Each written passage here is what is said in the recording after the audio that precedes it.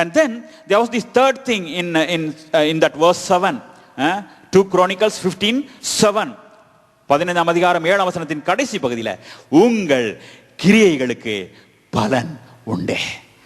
I am encouraged by this. இதுல நான் களி கூறுகிறேன் என்று சொன்னால் தேவன் நமக்கு சொல்லுகிற காரியம் என்ன தெரியுமா?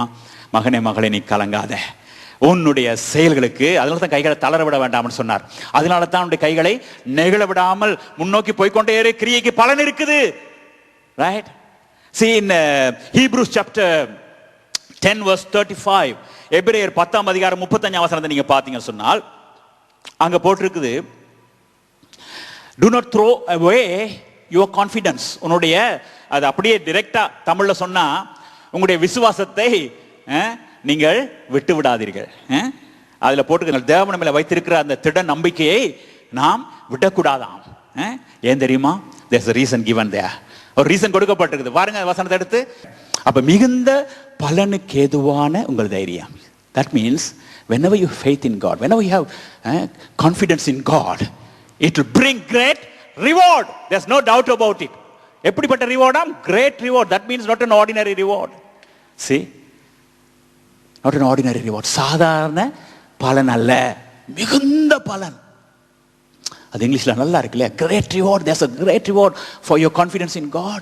So keep your confidence in Him all the time. Don't throw away. English Bible அப்படி தான் போட்டிருக்குது. வீச வேண்டாமா, மிகுந்த பலனுக்கு ஏதுவான உங்களுடைய தைரியத்தை வீச வேண்டாம், அதை அப்படியே வச்சிருங்க. Keep believing, keep trusting God என்று சொல்லி போடப்பட்டிருக்கிறது. சில நேரத்தில் அப்படி நமக்கு டெம்டேஷன் வரும் இல்லையா? எதிர்பார்த்த காரியம் நடக்காத பொழுது, என்னடா கடவுளை விசுவாசிச்சு ஒண்ணுமே நடக்கலைன்னு சொல்லி நாங்கள் சோர்ந்து போறதுக்கு சான்ஸ் இருக்குது. அப்ப ஆண்டவர் சொல்லுகிறார், கீப் பிலீவிங் ரைட் என்று சொல்லி ஆண்டவர் நமக்கு சொல்லிக்கொண்டே இருக்கிறார். அப்ப இந்த இடத்துல போட்டிருக்குது, அவன் சொல்லுகிறான், அந்த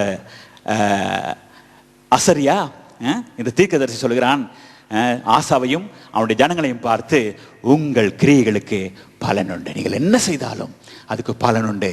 ஆகவே சோர்ந்து போவானா, keep doing the good work that you have begun. தேவனுக்குள்ளே நீங்கள் ஆரம்பித்த கிரியைகளை நடப்பித்துக் கொண்டே இருங்க. நிப்பாட்ட வேண்டாம், பிரேயரை நிப்பாட்ட வேண்டாம், சர்ச்சுக்கு வர்றதை நிப்பாட்ட வேண்டாம், காரியங்கள் தாறுமாறா போக. Keep coming, keep doing things, right? You will be receiving the great reward. Okay, right? And then we go to the next verse now, 2 Chronicles chapter 15 from verse 8 onwards, right? Now this is very very important to you to look at. இது மிக மிக முக்கியமான விஷயம். நாங்க பார்க்கிறோம், இப்ப தேவனுடைய மனுஷன் வந்து சொல்லிட்டு போயிட்டார், ரைட்? அவர் வந்து சொன்ன காரியங்களுக்கு இப்ப என்ன ரியாக்ஷன் என்பது ரொம்ப முக்கியம். People can come and tell all kinds of things, right? I can stand here and say all kinds of things, right? But what is the outcome of it? What's the reaction to it, right? நீங்க அதுக்கு எப்படிப்பட்ட மறு உத்தரவு கொடுக்க போறீங்க, அது ரொம்ப முக்கியம். You know, when we come to verse 15, 15ஆம் வசனத்தின் கடைசி பகுதி பாப்போம். எடுத்தவங்க வாசிங்க பாப்போம். 15 2 Chronicles 15:15. I want you to read only that last line and the last phrase, right? கர்த்தர் ஹalleluya. கர்த்தர் அவளுக்கு வெளிப்பட்டு சுற்றுப்புறத்தாரால் யுத்தம் இல்லாதபடிக்கு அவர்களை இளைப்பாற பண்ணினார். Now you know why this man was saying all these things, right? இப்ப தெரியுதா இந்த ஓதேதின் மகனாகிய அசரியா ஏன் வந்து இவ்வளவு காரியத்தையும் ஆசாவுக்கும் அவருடைய ஜனங்களுக்கும் சொன்னார் என்று சொல்லி? காரணம், அவர்கள் யுத்தம் இல்லாதபடிக்கு ஓய்ந்திருப்பதற்கான ஆலோசனை இதுதான். Right? Because that man came and spoke all these things, the words of God and the prophecy, right, that he gave, so that when they accept it, right, this is the result of it. இதுதான் நடக்கும் அவருடைய வாழ்க்கையில என்று சொல்லி அங்கே நாங்கள் பார்க்கிறோம். Okay, இப்போ அந்த ரெஸ்ட்ன்றது ரொம்ப முக்கியம் நமக்கு, ரைட்? இளைப்பாறுதல் என்பது one of the blessings that God wants to give to his children. This we have been saying almost all the time, especially last whole year or maybe the previous year as well. This is what we have been looking at all the time, because it's very important that God's children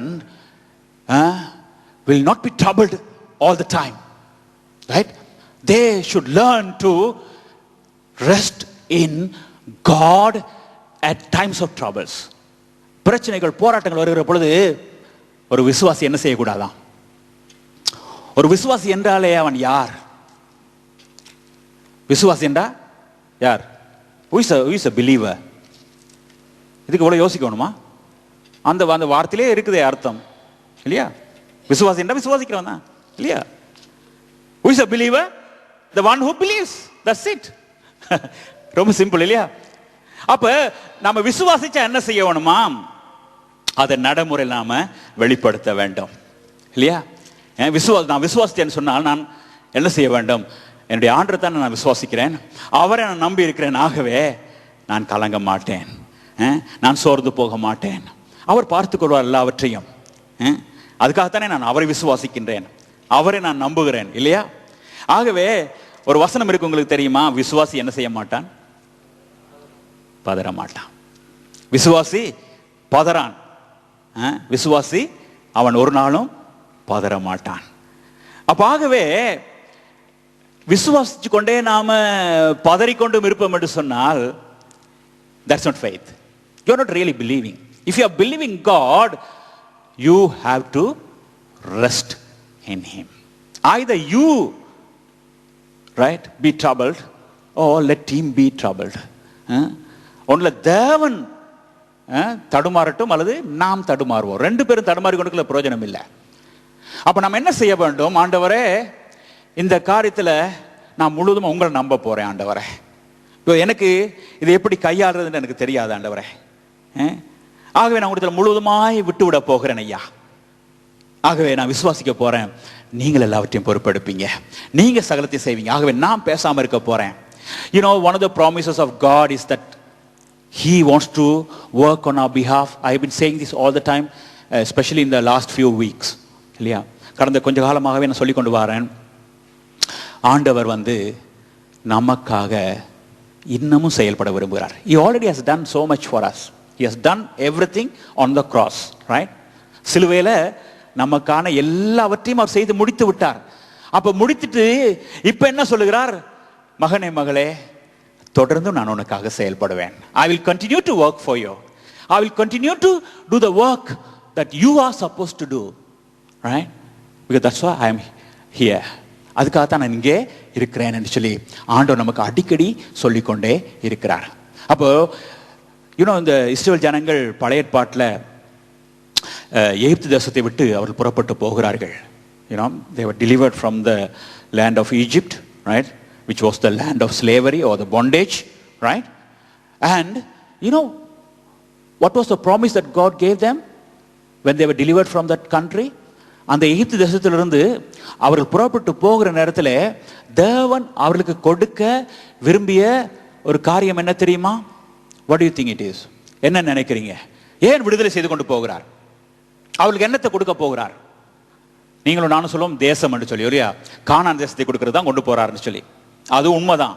ஆனா பைபிள்ல வேற மாதிரி போட்டிருக்குது. I want you to take that Bible portion and see for yourself. Deuteronomy chapter 12 verse 9. Deuteronomy 12:9 எடுத்தவங்க வாசிங்க பாப்போம். இஸ்ரவேல் ஜனங்கள் போய் கொண்டிருக்கிறார்கள். போய் கொண்டிருக்கிற நேரத்தில் அவங்கள பார்த்து சொல்லுகிறார், நீங்க இன்னும் உங்களுடைய இளைப்பாறுதலிலே நீங்கள் பிரவேசிக்கவில்லை.